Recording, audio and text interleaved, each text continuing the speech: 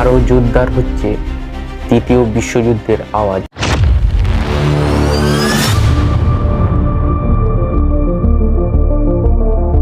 গত 24 ঘন্টায় সারা পৃথিবীতে পারমাণবিক বোমার গোলযোগ দেখা গিয়েছে।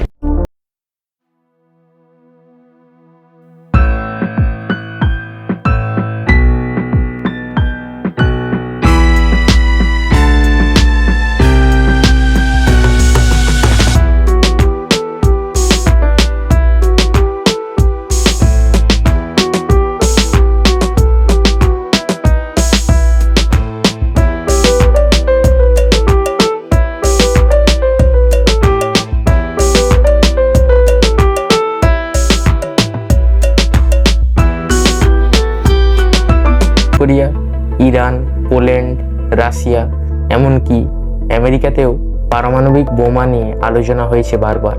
বিশ্বের বিভিন্ন স্থানে দেখা গিয়েছে পারমাণবিক তৎপরতা। অন্যদিকে পারমাণবিক বোমা তৈরির বিষয়ে ইরানের সংসদে আলোচনা চলছে। সূত্রের খবর, ওয়াশিংটন এবং সিওল উত্তর কোরিয়ার সঙ্গে সামুদ্রিক সীমান্ত বিরোধ নিয়ে আলোচনা করতে প্রস্তুত।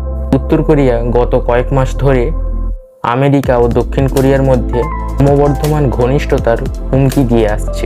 দক্ষিণ কোরিয়ার সেনাবাহিনীর সঙ্গে মার্কিন সেনাবাহিনীর যুদ্ধ মহড়ার পর উত্তর কোরিয়াও তাদের ক্ষেপণাস্ত্র ও ট্যাঙ্কের শক্তি গোটা বিশ্বকে দেখিয়েছে। এখন এটি মহড়ার জবাবে পারমাণবিক পাল্টা আক্রমণ ড্রিল করছে। অন্যদিকে খুব শিগগিরই পারমাণবিক বোমা তৈরির জন্য ইরানের সংসদে আলোচনা চলছে। তাই পোল্যান্ডও আমেরিকার পারমাণবিক বোমা রাখতে রাজি হয়েছে। উত্তর কোরিয়ার প্রেসিডেন্ট কিম জং উনের তত্ত্বাবধানে কোরিয়ান সেনাবাহিনী নিউক্লিয়ার ট্রিগার ম্যানেজমেন্ট সিস্টেম ব্যবহার করে পারমাণবিক প্রতিশোধমূলক হামলার প্রথম অনুশীলন পরিচালনা করে। মঙ্গলবার রাষ্ট্রীয় মিডিয়া বলেছে যে ওয়াশিংটন এবং সিওল উত্তর কোরিয়ার সঙ্গে সামুদ্রিক সীমান্ত বিরোধ নিয়ে আলোচনা করতে প্রস্তুত, যখন উত্তর কোরিয়া পারমাণবিক মহড়া চালাচ্ছিল। এই মহড়ার অধীনে পারমাণবিক সংকটের ক্ষেত্রে প্রথম অ্যালার্ম জারি করা হয়েছিল। অ্যালার্ম উপস্থিত হওয়ার সঙ্গে সঙ্গে পারমাণবিক বাহিনীর সমস্ত ইউনিট সক্রিয় হওয়ার জন্য মহড়া দেওয়া হয়েছিল। নকল পারমাণবিক যুদ্ধের হেড সহ একটি super large multiple rocket launcher থেকেও পারমাণবিক সেল নিক্ষেপ করা হয়েছে।